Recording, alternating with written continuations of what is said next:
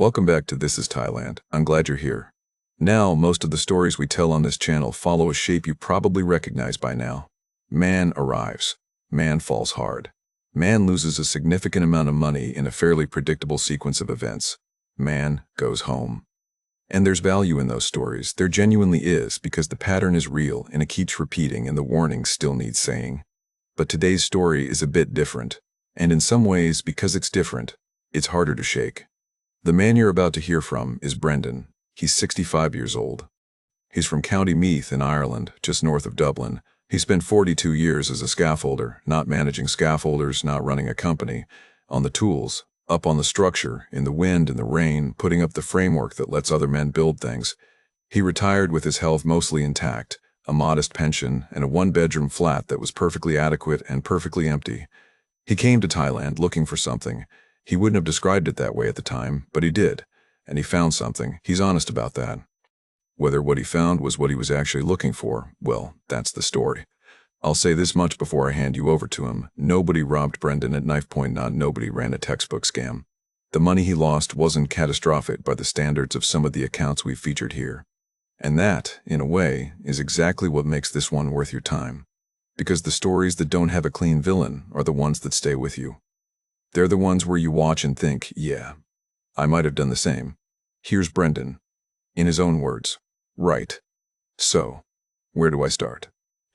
I'll start with scaffolding, because it explains more about me than I probably realize. What scaffolding is, if you've never done it, is temporary structure. You put it up around a building so other tradesmen can work, bricklayers, roofers, whoever. You bolt the tubes together, you level it, you make it safe, and then when the job's done, you strip it back down and move on to the next one. You never stay. The whole point is that you don't stay. What you build isn't yours. It's a means to someone else's end. I did that for 42 years. Across Ireland, over in Manchester and Birmingham, wherever there was work, and I was good at it, genuinely good. You develop an instinct for it, whether a structure is sound, whether the weight's distributed right, whether something's going to hold, or whether it's going to tell you its problems at the worst possible moment. I could read a scaffold the way some fellas read a racing form. I just never thought to turn that instinct on my own life. That's the bit I find funny now. In a rueful sort of way, my marriage to Mary, now. She didn't leave me for another man or anything dramatic. She left me for the sum total of me, for the weekends I wasn't home, for the school concerts I missed, for the way I'd come back from 3 weeks in Birmingham and expect everything to just slot back into place as if I hadn't been gone. She wasn't wrong.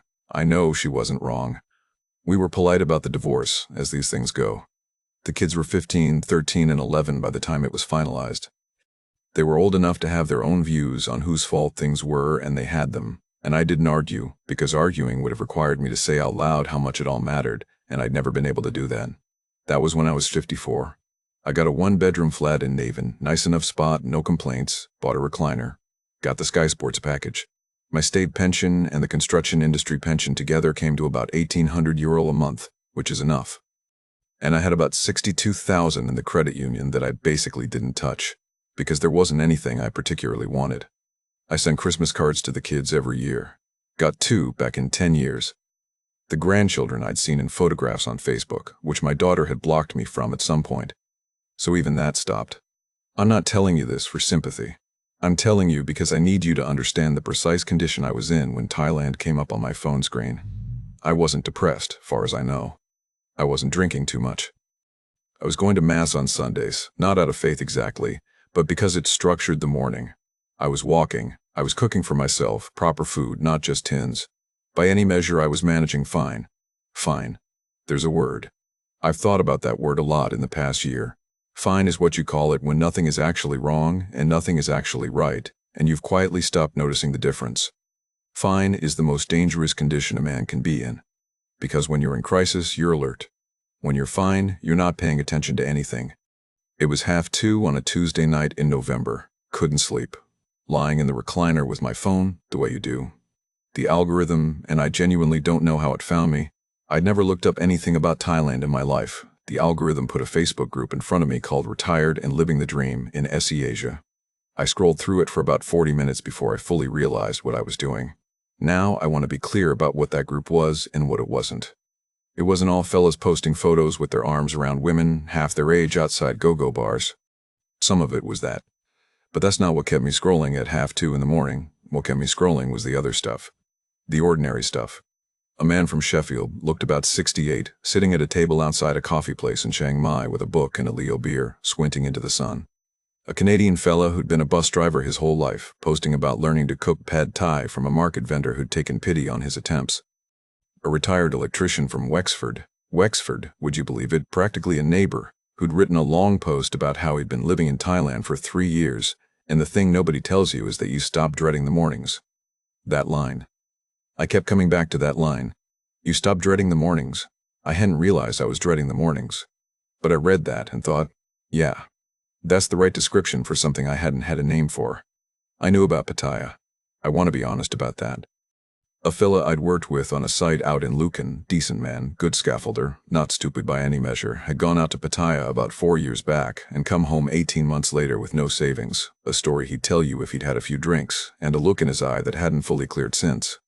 I had no interest in Pattaya. None, but the group kept mentioning Chiang Mai as something different, the cultural one. Someone had written a comment I probably read 5 times. Chiang Mai is for the man who wants a life, not a holiday from himself. I don't know if that's even a meaningful distinction, but at 1:30 in the morning, in a recliner in November, it felt like one. I booked the flights the following Thursday. 2 weeks, return. Dublin to Bangkok, Bangkok to Chiang Mai on a connecting flight. I told nobody except my GP, Dr. Brennan, who has my emergency contact details and who said, and I'm quoting him directly here, that a bit of sun wouldn't do me any harm. He did not ask further questions.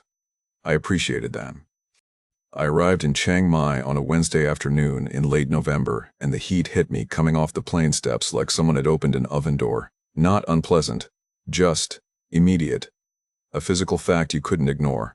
I'd spent my whole working life in Irish weather, and the occasional Manchester winter that made Irish weather look hospitable. This was the opposite of all that. The city was, I want to say, manageable. That's the word. Bangkok, from what I'd read, was enormous and relentless. Chiang Mai had a different quality, a logic to it.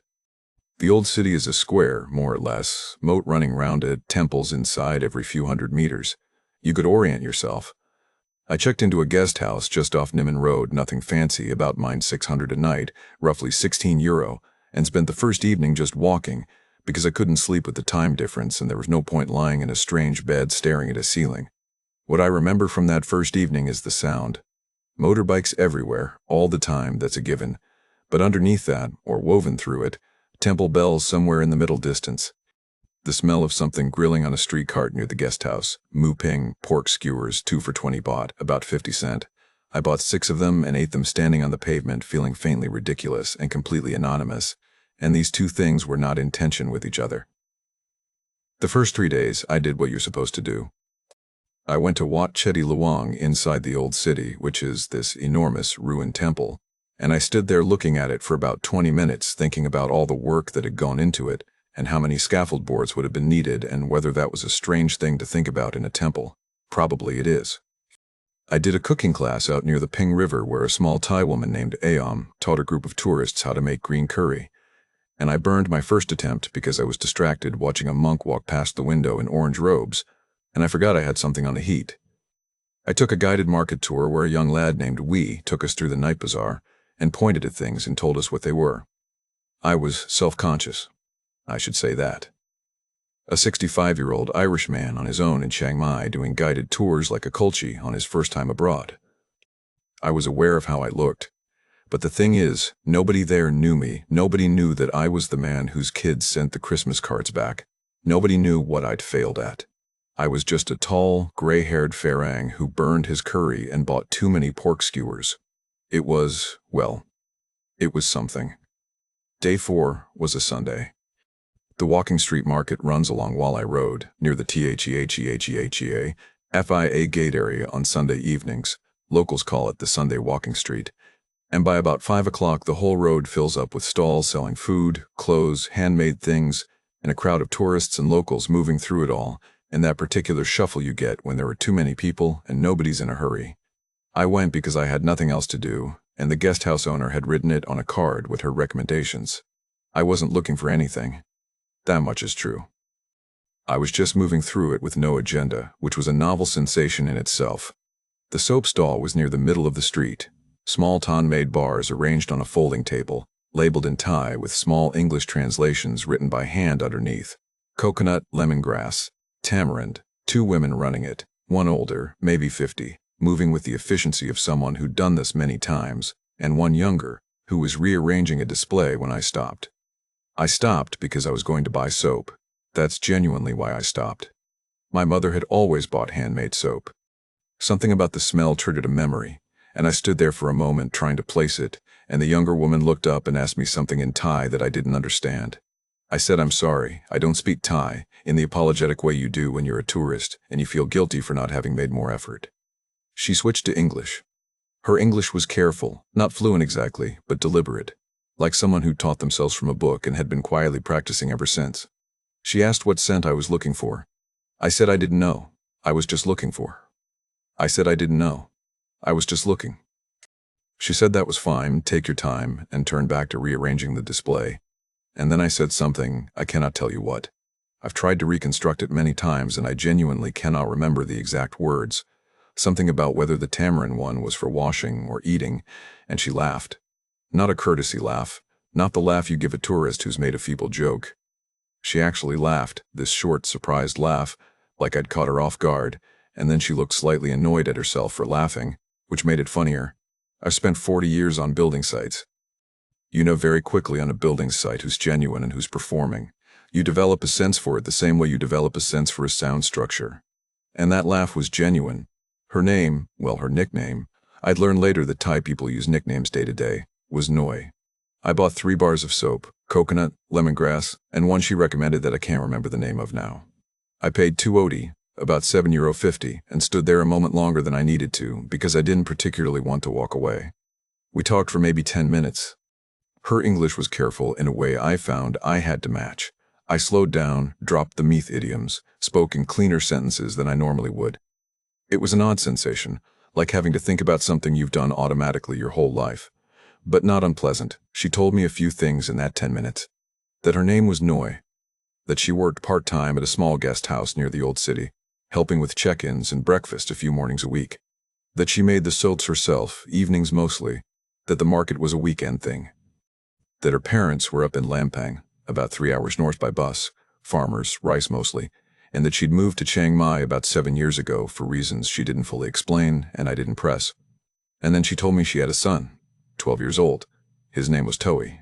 The relationship with his father had ended badly, she said, and she said it simply, without drama, the way you'd mention a door that no longer closes properly. Just a fact about her life that I was going to know at some point, so she might as well say it now. I've thought about that a lot since, the timing of it. Whether it was calculated, but I keep coming back to the same answer, which is, I don't think so. I think she told me because she's the kind of person who gets the difficult things out of the way early, and I think I was right about that, even if I was wrong about other things. I asked if I could have her Line being the messaging app everyone uses here, not WhatsApp, and she said yes, and typed her number into my phone herself with one hand while the other rearranged a display she'd already rearranged twice. I walked back to the guest house with 3 bars of soap and the faintly disbelieving sensation of a man who has just been briefly interesting to someone. We met 4 more times in the remaining 10 days of that trip. I want to be clear about what those meetings were like because I think people expect something more dramatic. There was no dramatic declaration.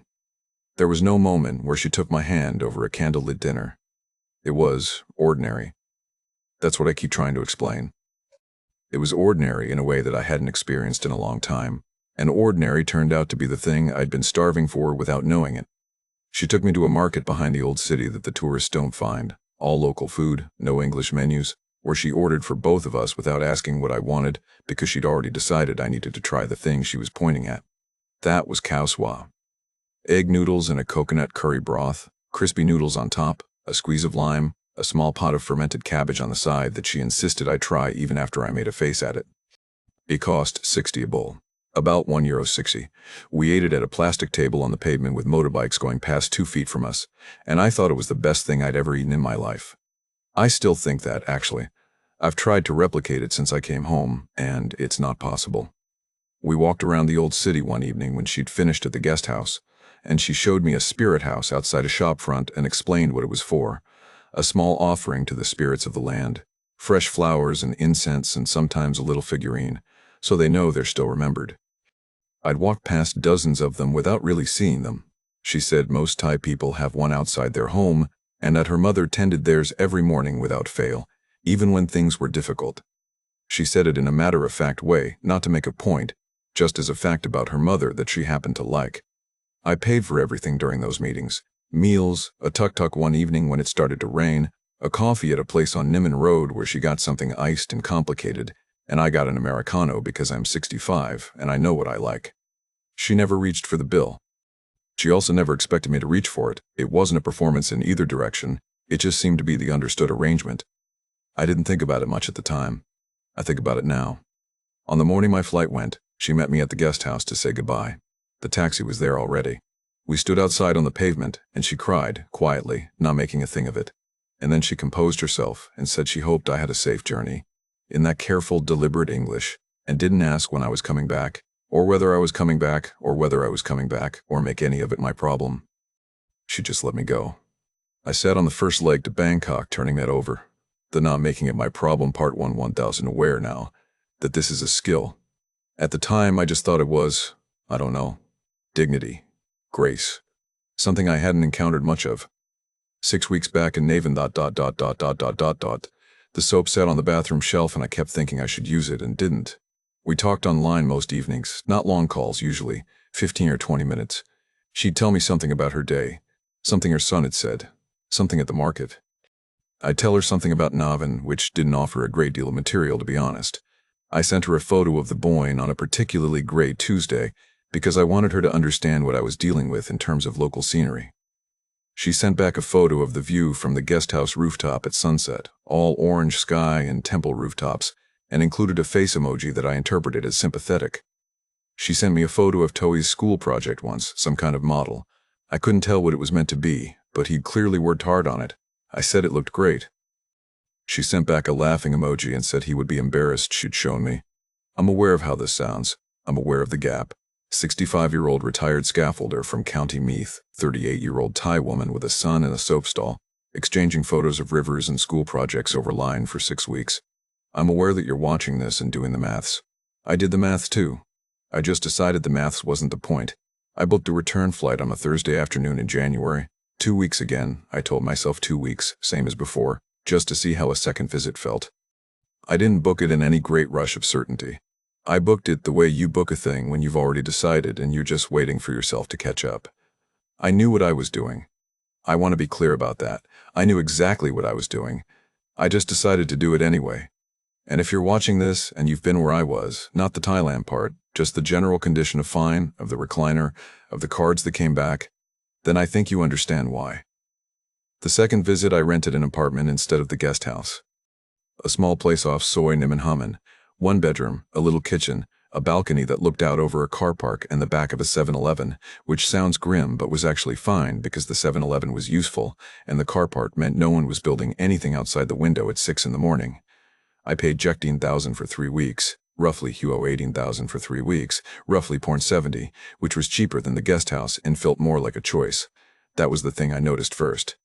That the second visit felt different in quality. Not just because I knew where things were, where to get the good khao soi, which side of Niman Road had the coffee place with the chairs outside. It felt different because I was there in a different way. I had a key. I had a preferred cup in the kitchen. Small things.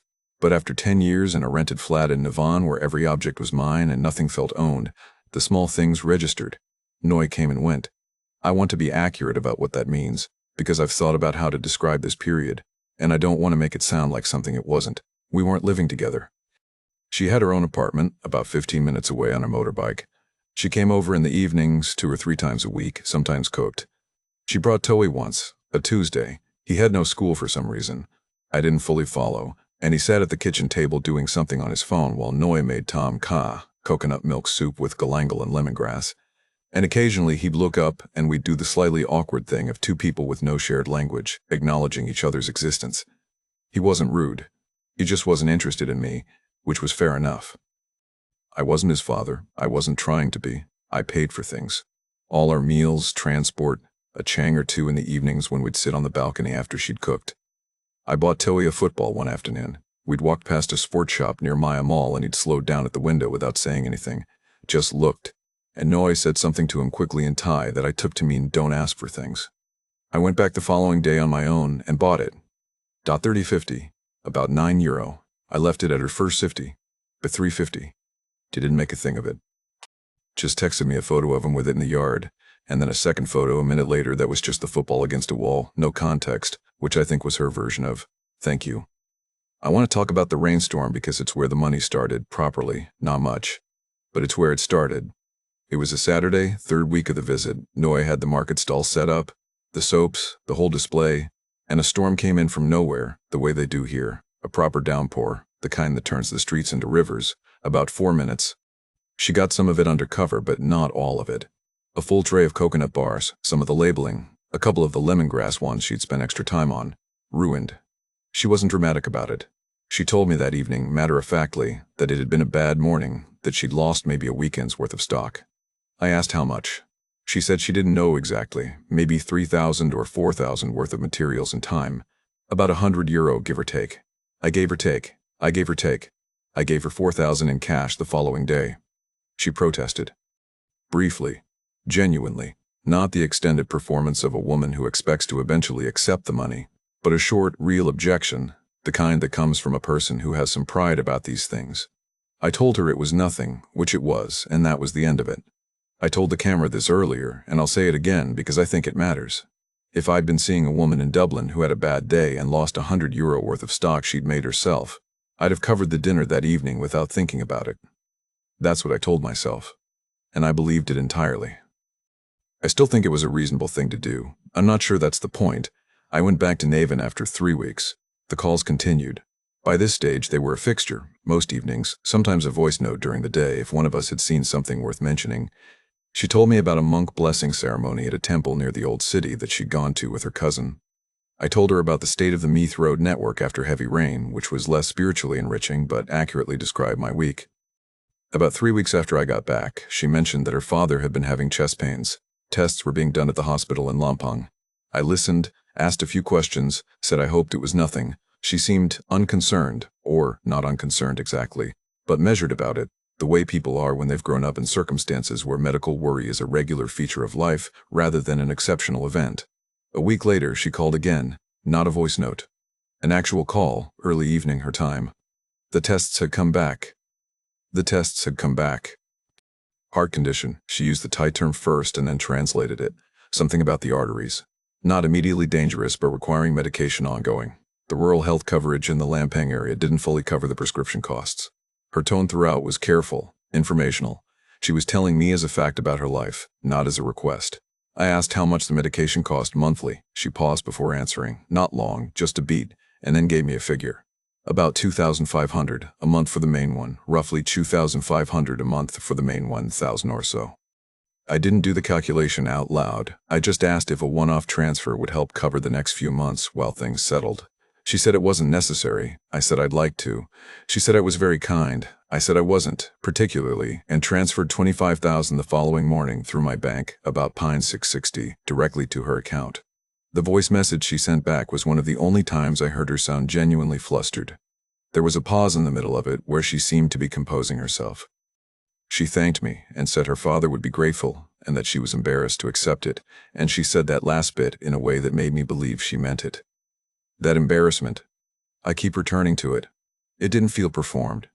It felt real, the discomfort of a woman who values her own self-sufficiency and has just had to set it aside because her father's heart doesn't work properly.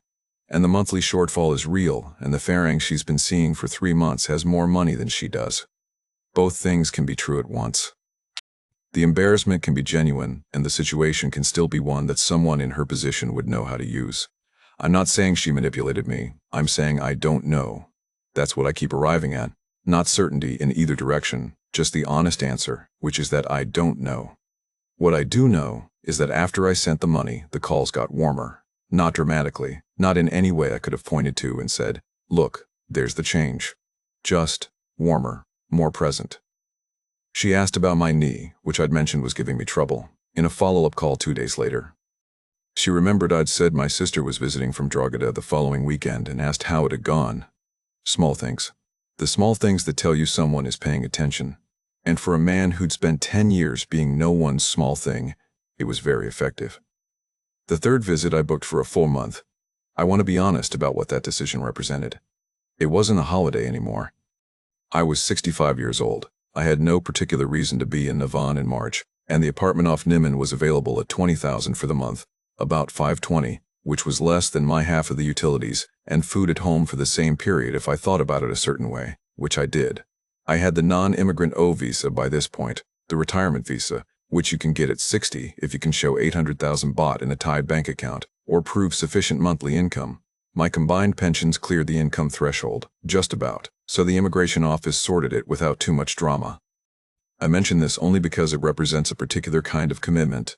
You don't apply for a retirement visa for a place you're testing out. You apply for it for a place you're already planning to return to. 8 months in, the apartment felt familiar in the way that matters. I had a preferred stool at the coffee place on Niman where I'd go in the mornings. I knew the woman at the 7-Eleven well enough to exchange nods. I knew which vendors at the Warat market would quote me farang price, and which ones had given up on the performance, because I'd been in enough times to no longer be worth the effort. These are small things, but they accumulate into something that starts to feel, from a certain angle, like a life. Noi's cousin Crit came up in conversation in the second week of that visit. I'd met him briefly, once, at a food stall near the old city mode where Noi and I had stopped for some tam, green papaya salad, sharp and sour, and a bit too spicy for me, though I didn't say so. Crit was 24 or 25, easy to like, the kind of young man who treats everyone with the same uncomplicated friendliness regardless of who they are. He'd recently got a job at a distribution warehouse on the southeastern edge of the city. Good job for him, Noi said. Regular hours. Better money than the casual work he'd been doing. The problem, she mentioned one evening while we were sitting out on the balcony with the last of the daylight going, was the hours. The early shift started at 6. The Songdayu, the shared pickup truck that serves as public transport out that direction, didn't run until 7:30. He'd been borrowing a friend's motorbike for the first few weeks, but that arrangement had ended. She wasn't looking at me when she said this. She was looking out over the car park. She said it with the particular Thai restraint that I'd come to understand means, I am not asking you for anything. I am simply describing a situation that exists. I asked what a second-hand motorbike would run to. She said she didn't know exactly, maybe 40,000 or 45,000 for something reasonable. A Honda Wave, reliable enough for the commute. I thought about the garden shed. I'm not joking, this is genuinely what went through my head. I bought a shed for the back garden of the Navan flat 3 years ago, thinking I'd use it for storage and maybe a bit of woodworking, something to do with my hands. I paid Nussen 400 for it. I've opened it maybe 4 times. The lawnmower is in there. That's it. Nussen 45,000 is about Nussen Avon 80. I said I'd sort it. Noi looked at me for a moment with an expression I couldn't fully read, not pleased, not relieved, something more complicated than either. And then she said it was too much. I shouldn't. I said it was fine. She said she didn't want Crit to feel he owed me anything. I said he didn't owe me anything. It was a gift. And that was the end of the conversation. I transferred the money to Noi's account the following day and she arranged the motorbike purchase through Crit. I never saw the receipt. I didn't ask for one. I'm noting that now because at the time it didn't occur to me to ask, and now it occurs to me that it should have. Running total at this point, the medication 25,000, the motorbike 45,000, the small stuff across 3 visits, food, transport, the rainstorm, the football, probably another 15,000 all told. Call it 185,000 across 5 months, about 185,000 across 5 months, against 2,200. Against a savings pot of 62,000, this was nothing, this was rounding error. I want you to understand that because I think some people watching this are waiting for the moment I mention a figure that sounds alarming, and what I'm telling you is that there was no such moment. The figures were always reasonable. That was the architecture of it. The roof came up in month 7.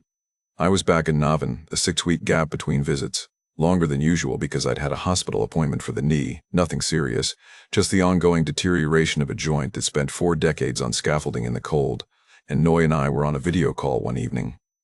She was in her apartment. I could see the small table behind her where she kept her soap-making equipment. She seemed distracted in the way she got sometimes when something was on her mind that she hadn't decided whether to say yet. She mentioned the farmhouse in Lampong, her father's roof. There was a section over the main bedroom that had been patched several times and the patches weren't holding. The rainy season was 3 months away. Her father, with his heart condition, couldn't get up there to manage it himself. She'd had someone look at it. The estimate was 280 time, TO 280,000, about not 7,400. She said this carefully and then said she wasn't asking. She paused and used a word I didn't know, and then translated it as thinking out loud. I said I'd think about it. For 2 weeks after that call, she rang every evening, and the roof was never mentioned again, not once. We talked about Toei's school, about the guest house, about a new soap recipe she was trying with kaffir lime. Everything was warm. Everything was easy. She asked about my knee. She remembered that I'd told her my sister's birthday was coming up, and asked if I'd managed to get a card. These were not the calls of a woman running a transaction. They were the calls of a woman who wanted to talk to me. And after 2 weeks of that, I said yes to the roof. I transferred 280,000 in 2 installments, one of 50,000, one of 530,000, about 2 weeks apart, roughly 7,400 in total. She sent photos of the work being done, a man on a ladder, new corrugated sheets being fitted, her father standing in the yard below looking up. He looked perfectly healthy in those photos, I noticed. Upright, present, but I filed that away and didn't examine it. Running total by this point, approximately 11,000. Savings remaining, roughly 51,000. I was not panicking. I want to be very clear about that. 11,000 euro across 8 months, against a pension income and a savings pot that size, felt manageable, more than manageable.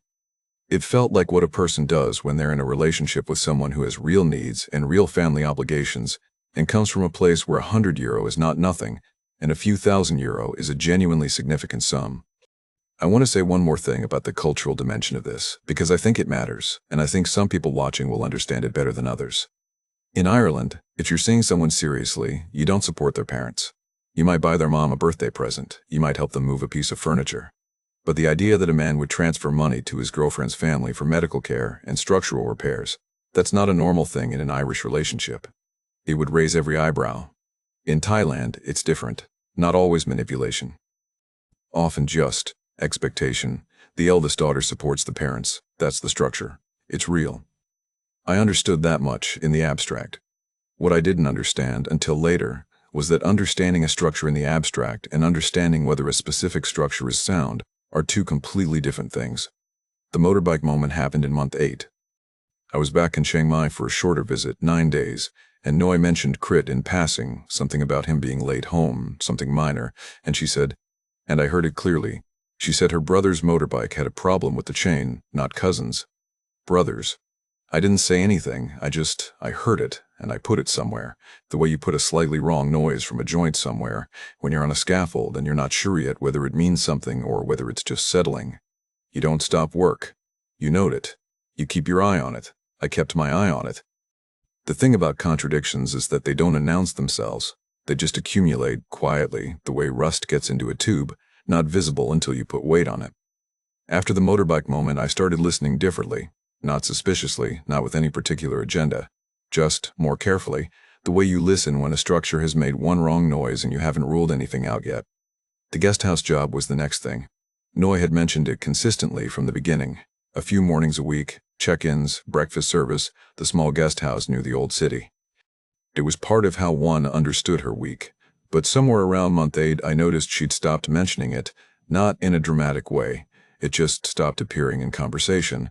When I asked about her day, she'd described the soap making, Toei school, something a neighbor had done. The guest house had become invisible. I asked about it once, casually, and she said the hours had changed and she was working fewer mornings now. I said right, and didn't push it, and she didn't push it, and she didn't push it, and she didn't add anything. I think about that exchange, the way it closed off so efficiently, should have asked more. Didn't. The father was the third thing. There was a photo Noi sent me in month 9, her family's Songkran celebration, the Thai New Year, mid-April. Her parents in the yard of the farmhouse, water being thrown, her mother looking delighted. Her father in the background carrying what appeared to be a large plastic barrel of water with no difficulty whatsoever. A man in apparently full physical health, upright, purposeful, not the posture of someone whose heart condition requires monthly medication and who can't get up on a roof. I looked at that photo for a long time. Then I put my phone down and made a cup of tea. And then there was the call. This was in month 9, back in Navan again. I answered my phone one evening. She'd rung me, nothing unusual. And before she spoke, I could hear voices in the background. She said my name, then immediately said sorry, one moment, and I heard her move away from wherever she was. When she came back on, she was in a quieter place. The whole call lasted about 12 minutes and was entirely ordinary in content. But the tone in those background voices, before she'd moved away, not the words, I wouldn't have understood them anyway, just the register, the ease of it, the particular ease of a person among people they're fully themselves with. It wasn't the tone she used with me. It wasn't similar to it. It was something else entirely. I didn't confront her that night. I didn't confront her in the following weeks either. I'm not sure I'm proud of that, the waiting, the watching, but I want to be honest about my reasoning, which was not dramatic. It was the same reasoning I'd apply on site.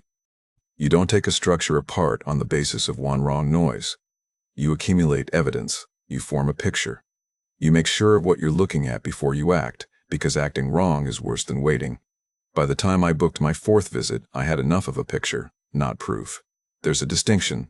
What I had was the shape of something, assembled from small things over several months, and the shape was clear enough that I wasn't going to Chiang Mai hoping to find I'd misread it.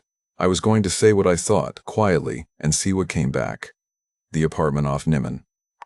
The same place I'd rented 3 times now. The woman downstairs knew me by this point. Always left the key in the usual spot. I'd been there 2 days when Noi came over and cooked cow pad, fried rice with egg and spring onion. Simple food, and we ate it on the balcony in the early evening while the city did its usual thing below us. Motorbikes and distant temple bells, and the smell from the 7-Eleven when someone opened the door. That specific warm plastic and snack food smell that I'd come to associate so completely with being in Chiang Mai that it had almost become pleasant. She was comfortable. That's the word. She was comfortable in my apartment, in a way that had developed over many months and many evenings like this one. And watching her move around the kitchen, I felt, very precisely, the coexistence of 2 things.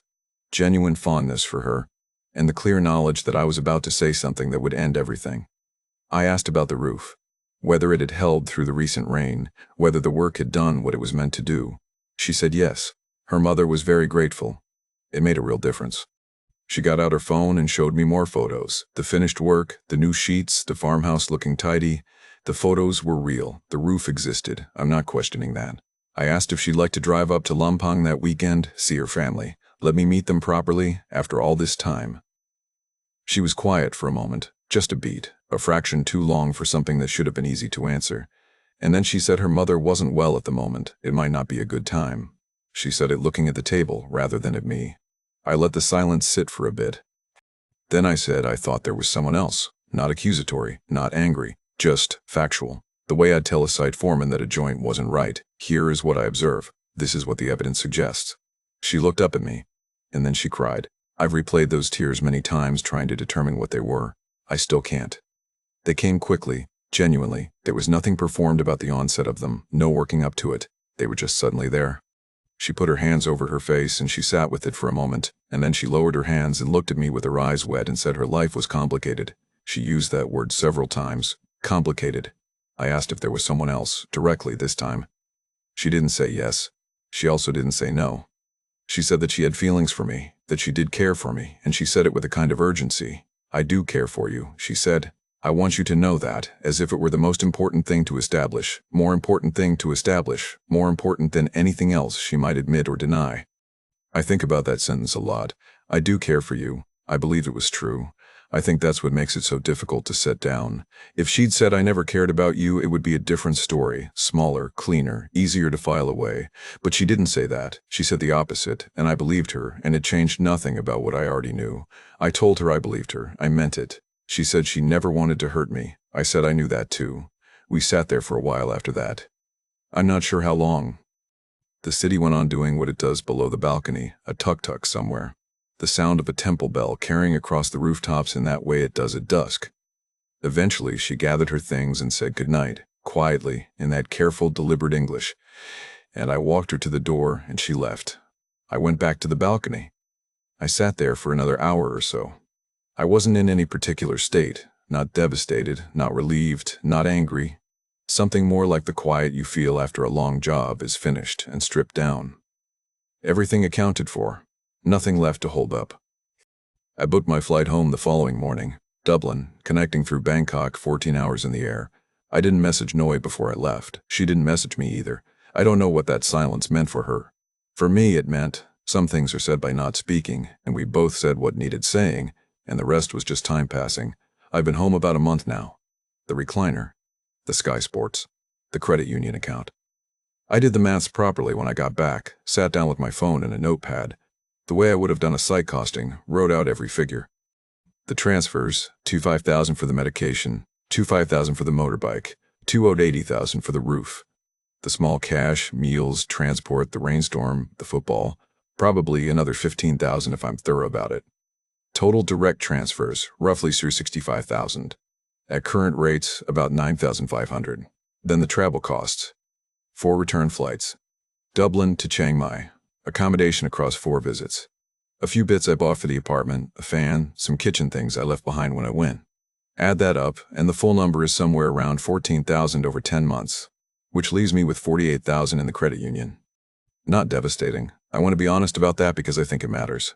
Some people watching this have lost their houses, lost their retirement entirely. I haven't. I came home with enough to be fine, and I'm aware of what fine means because I've been fine before and I know its texture.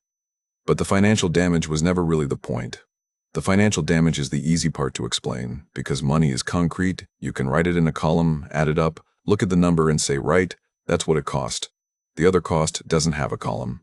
The other cost doesn't have a column. The other cost is harder to describe. What I lost was a version of myself I'd only just started believing in again. The version who was decent company, who could make a woman laugh before he'd even tried to be funny, who ate kawasoi at a plastic table on the pavement in Chiang Mai and didn't feel like a man who'd accumulated a decade of failure, just felt like a man having his dinner and not dreading the following morning. I had that for about 8 months, and then I didn't have it anymore. Now, here's the part where 1 to 1,000's supposed to tell you what I learned, what wisdom I'm dispensing. And I've thought about this a lot because I don't want to give you the wrong lesson. I don't want you to go away thinking, Thai women are dangerous, stay away. That's not what this is. Noi is not a villain. I've turned the whole thing over many times looking for a villain, and I can't find one I'm fully satisfied with. What I think happened is this. I think Noi is a woman with genuine warmth and real family obligations and limited resources, and a life that required her to be practical about what men like me could provide. I think she did care for me in some genuine way. I think she also had someone else, probably someone Thai, probably someone closer to her own life in every sense. I think both things were true simultaneously, and I think she managed that complexity in the way a person manages it when they can't afford the luxury of simplicity. That's not a defense. It's just what I think the reality was. And I think I walked into it not because I was stupid, but because I was starving. 10 years of fine, 10 years of tine, 10 years of nobody being interested in my bad knee or my sister's birthday, or the state of the Meath Road network. And then someone was interested and I don't know, I wanted it to be what it looked like. So I stopped checking whether it was. I don't think she made me up. I want to say that clearly. I think I was real to her, in the way a reliable roof beam is real, useful, load-bearing, one of several. That's not nothing. It's also not what I came for. The thing that still catches me, the thing I keep returning to, is the instinct. 42 years of reading structures. Knowing when a joint was compromised, knowing when the weight was distributed wrong, knowing when something was going to tell you its problems at the worst possible moment. I had that. It was real. It was useful. And it switched off entirely the moment I wanted something badly enough, the moment I needed to be the answer to someone's problem, because I'd spent so long being no one's answer to anything. That's the lesson.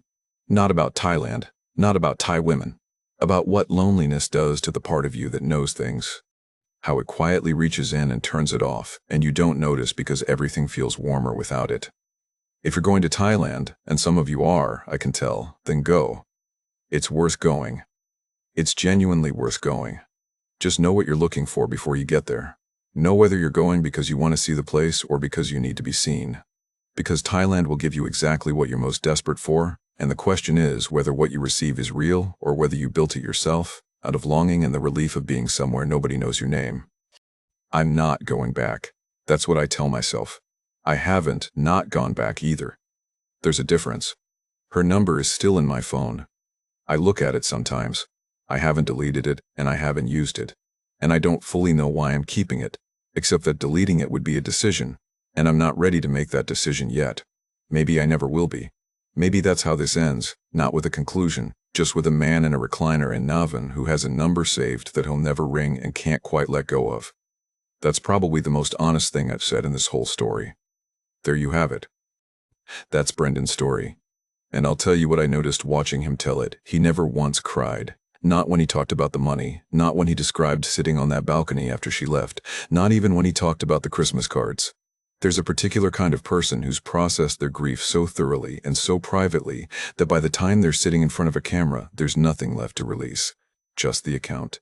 Just the facts, laid out in order. That's Brendan. What makes this story harder than most we tell on This Is Thailand is that there's no clear moment of betrayal, no discovered phone, no dramatic confrontation, no villain you can point at and say, there, that's where it went wrong.